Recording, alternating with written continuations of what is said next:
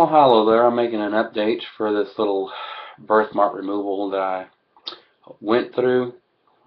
Um, what can I say? On my previous video, I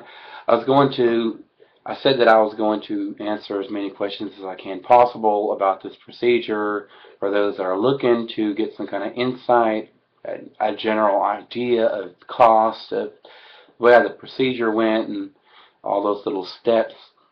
The little things that you would have a hard time finding online as far as trying to find that direct source to get whatever answers you need. Why not just spit it all out on a video?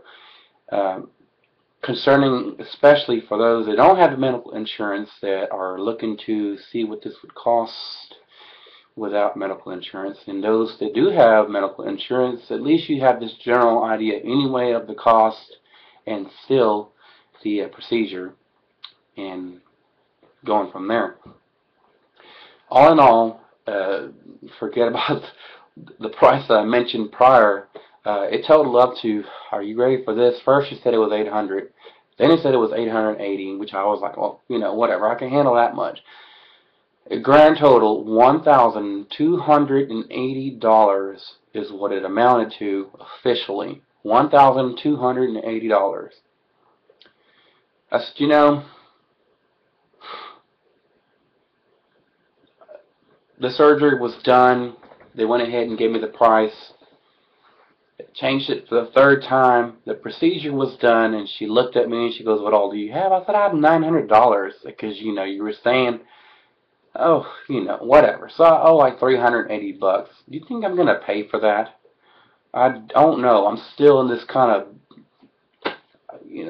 I do have a budget, but damn, I mean, it just kept on going. I was just like, wow.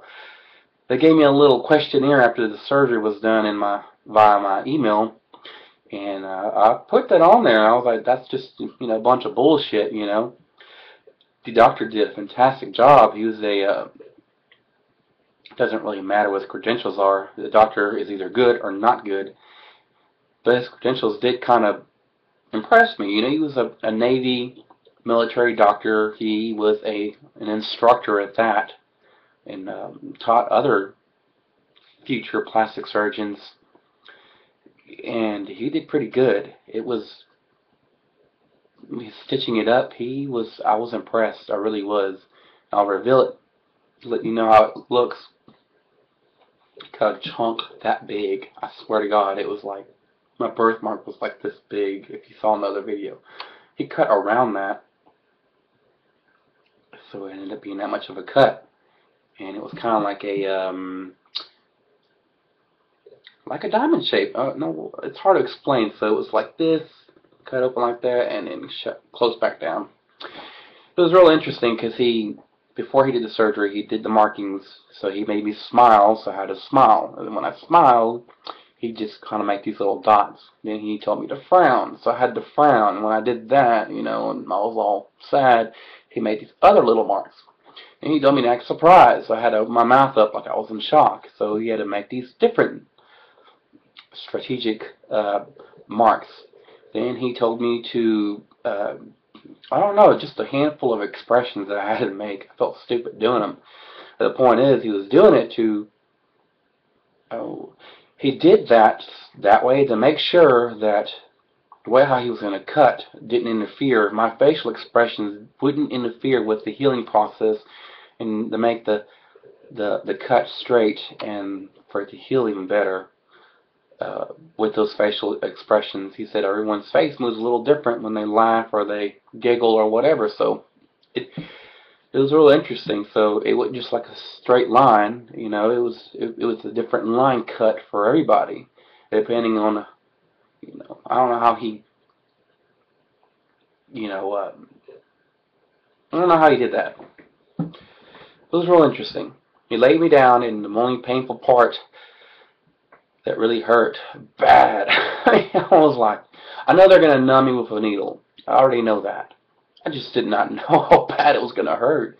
I can handle anything. I went through all this crap in the past with all these videos that I posted on here and other general things that I haven't talked about on YouTube, and this is, the first needle was, whatever, I was like, give it to me. That They had to put 4 injections, one here, one there, one there, and inwards and underneath the birthmark. And that second, third, and fourth needle, I mean, it hurt like a bitch. I mean, you can just feel that needle just bending and moving around underneath, wiggling its way, and letting all that numbness medication go through. Some kind of a, it just felt like someone shoved a bunch of Novocaine in there, and then this big old brick just laying on top of my face, all that pressure. That's what it felt like. That wasn't uncomfortable. Well, what hurt was putting the needles in there. Once that was over, that was it. I couldn't feel anything. It was just, I couldn't feel nothing. It was, the doctor comes in, the plastic surgeon, and then he just puts this thing over and drapes over me so I wouldn't get blood on me or whatever, and he was just cutting away, and he didn't tell me he started to cut. And I was just like, okay, he's cutting. And next thing I know, he said, there's a lot of blood, and we need to get rid of these blood vessels and close them up. He didn't say how he was going to close them up, if he was going to burn them or what. But it was a machine, some kind of machine. I couldn't see it. I was draped over, and it made a blowing sound, like a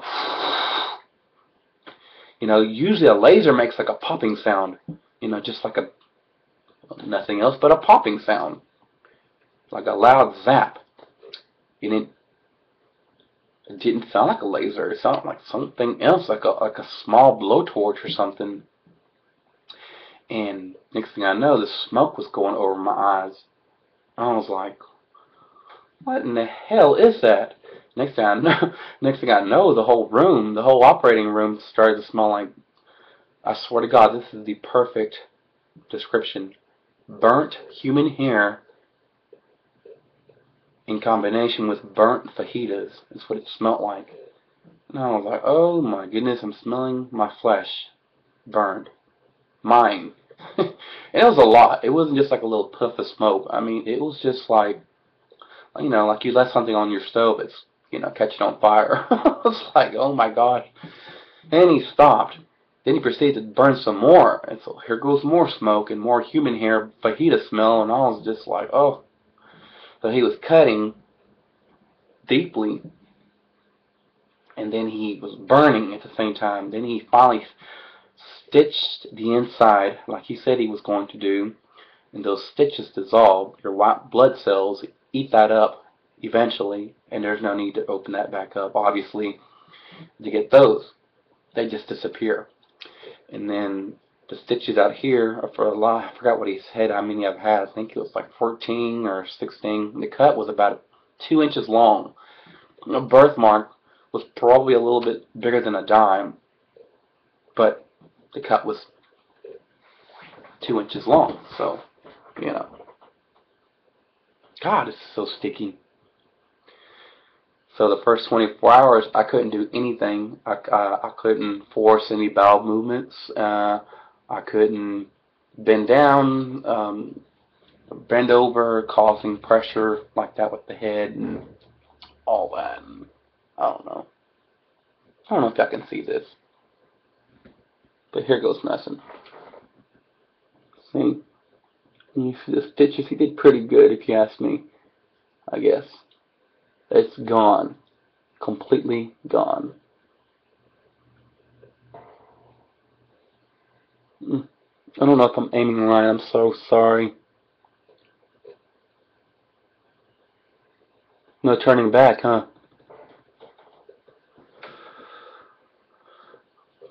So, $1,280 later, it's gone.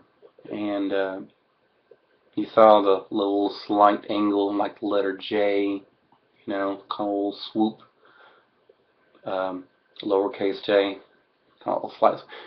He did that. It's kind of genius, actually, the way how he did that, and then it'll heal.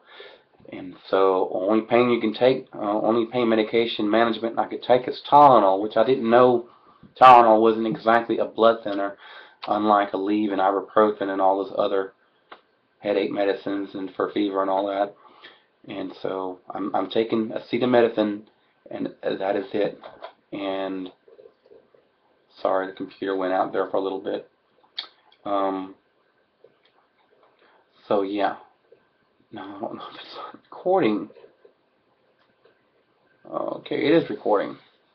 Sorry, this upload button on here is it's just iffy. Sometimes it won't work, and sometimes it will if the computer sleeps.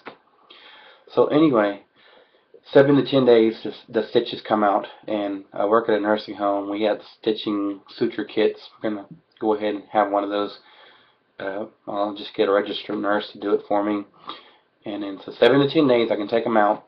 And the only thing I can do between now and then, as far as wound care, is Tylenol, acetaminophen, sorry, and acetaminophen for pain. You just take 2 tablets if it's real bad. For the pain is probably a 3 out of a 10, 10 being horrible and 1 being nothing. So it's not that bad at all. It's slightly swollen. It's not too bad. No complications yet.